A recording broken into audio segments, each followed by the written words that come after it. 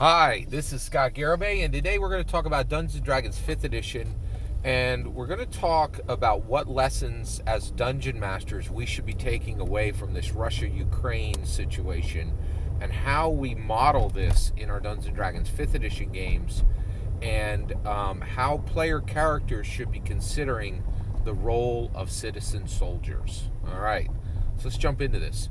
So first of all, you as a dungeon master, and we as Dungeons & Dragons 5th Edition dungeon masters and Dungeons & Dragons 5th Edition players, we have this unique. The game challenges us in a way that in Dungeons & Dragons 5th Edition specifically challenges us. So we have this beautiful edition that contains all the lessons, that contains lessons from every single previous Dungeons & Dragons actual edition, and in addition to that, because of the way Wizards of the Coast is designing Dungeons & Dragons today, they are saying, yes, you will use this as an engine to engage with every major cultural question that exists, right?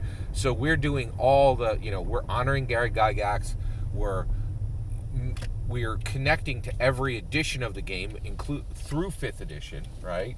And all the historical victories, and avoiding the historical pitfalls, right? Because we're not stuck in an older version and using those pitfalls actively, right? And at the same time, like Strixhaven's proof of this, Dungeons & Dragons 5th edition runs headlong into today's cultural editions. So increasingly, we as Dungeons & Dragons 5th edition dungeon masters are challenged to get the game right, do a better job than every other version's dungeon masters, right? And simultaneously engage with today's questions, right?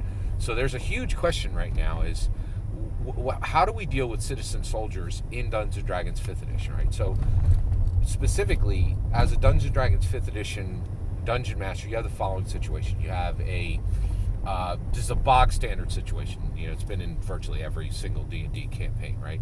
Goblin Den, right? So you got a village, right? Village has about 30 people in it, and you have this goblin den up in the mountains, and something the villages can put up with is maybe every 3 months the goblins come down and slay a cow, right? And and even that's like no small thing, because they're losing milk and meat, and it's a major issue, right? But then one of the woodcutters goes out from the village, and there's proof, and there's evidence that the goblins have slain one of the woodcutters from the village, right? So your player characters roll in, and they're poised with this situation where, do they go up and slay the goblins in the goblin den by themselves, or do they rally the villagers, right?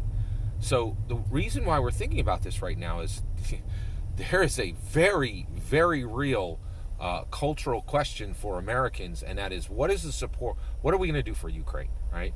So President Biden's in right now, and he has an incredibly personal problem happening, right? So Ukraine, I just watched, the BBC did a great story on, I'll link to it, on this citizen soldier, right? Who's this woman who's in Ukraine and is helping the reserves and is a civilian, right? She's fully kitted out in like body armor. She's got, an AK-47.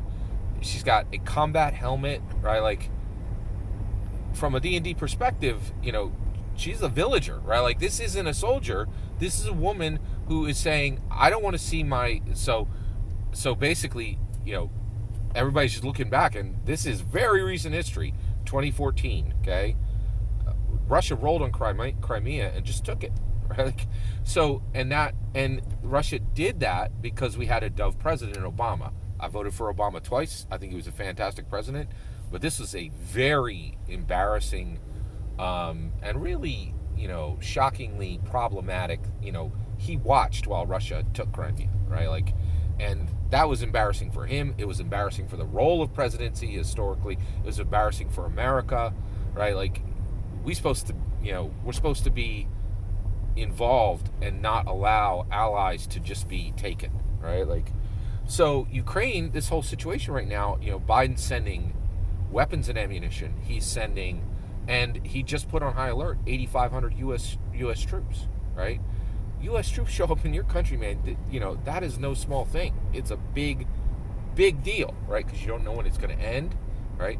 But at the same time, I think Biden is like, oh man, he knows the terrible cost we paid for just sitting by and doing nothing while Crimea, an ally, was just taken, right? Like, that's not supposed to happen in a modern world, right? You don't just take land, right? Like, and here we are, dove President Obama, dove President Biden, same situation, and Russia being like, same situation's up, we can take more land, right?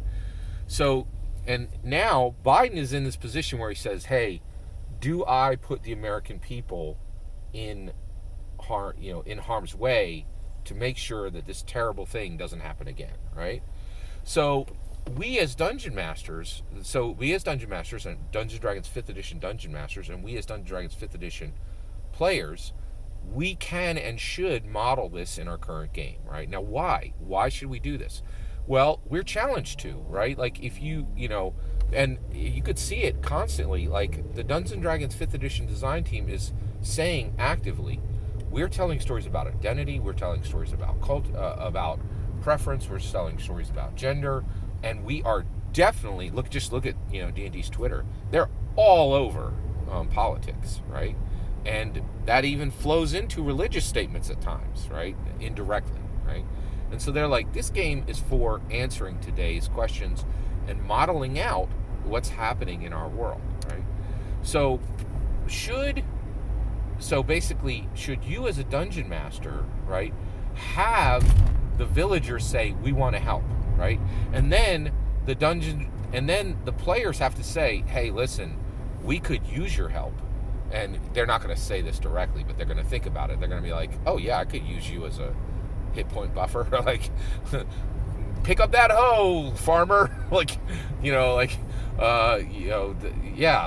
go, right? Like, that pitchfork's going to do fine for you, right? And the reality is, if you take any of the villagers as sidekicks, at minimum, they're just going to catch some attacks, which helps with action economy, right?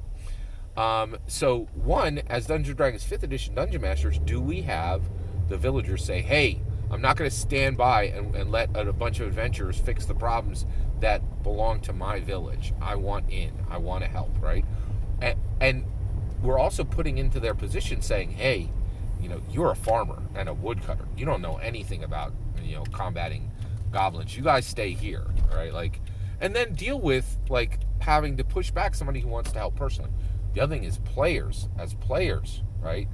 What is the ramification of asking those people to come into the combat, right?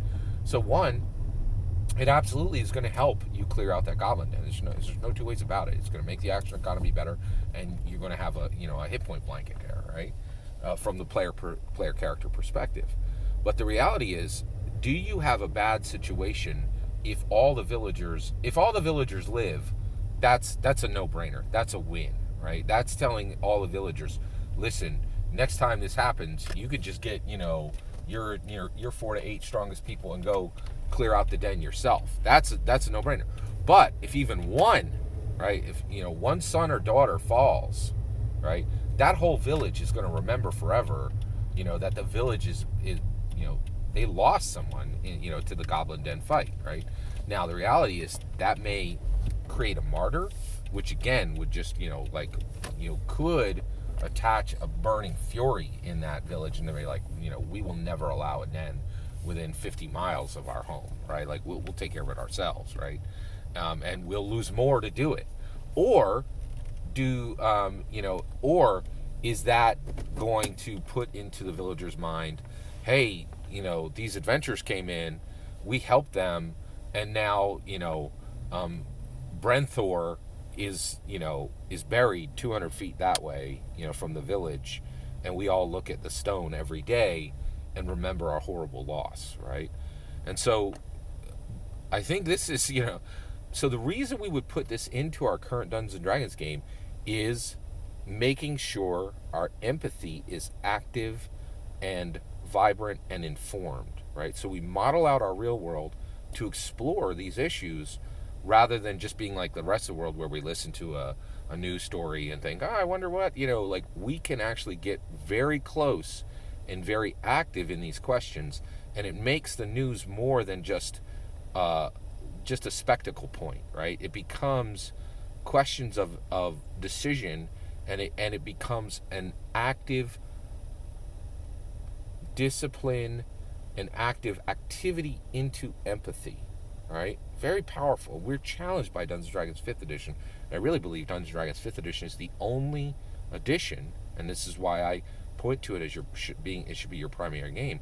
It is the only edition that calls us to this higher level of play, and Dungeons & Dragons 5th edition is the only edition that does not allow you or encourage you or make you comfortable in stagnation, but not through intellect or empathy. That's my opinion. I'd love to hear your thoughts. Let me know in the comments below. Please consider liking and subscribing, and have a wonderful millennium.